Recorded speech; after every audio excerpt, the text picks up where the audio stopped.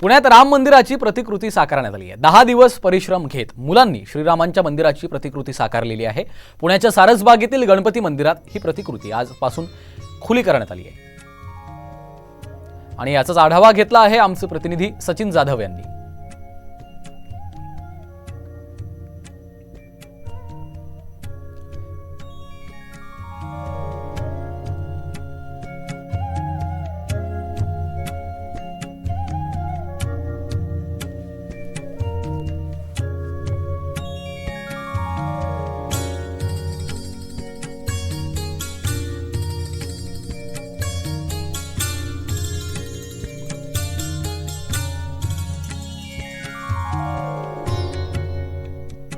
मी सध्या पुण्यातील सारसबाग गणपती मंदिरामध्ये आहे, ज्या ठिकाणी आपण पाहतोय की अबनॉर्मल होमच्या विशेष मुलांनी तयार केलेलं हे श्रीराम मंदिराची प्रतिकृती आपण पाहतोय।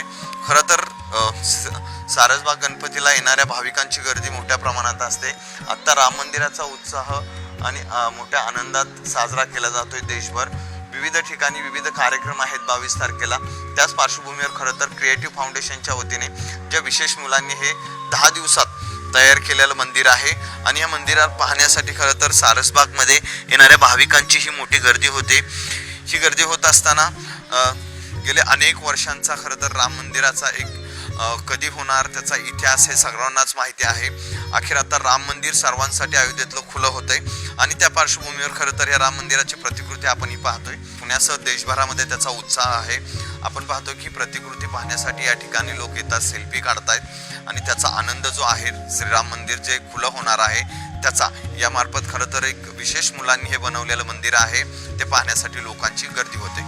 कॅमेरामन सुमित सह सचिन जाधव, साम टीव्ही न्यूज, पुणे।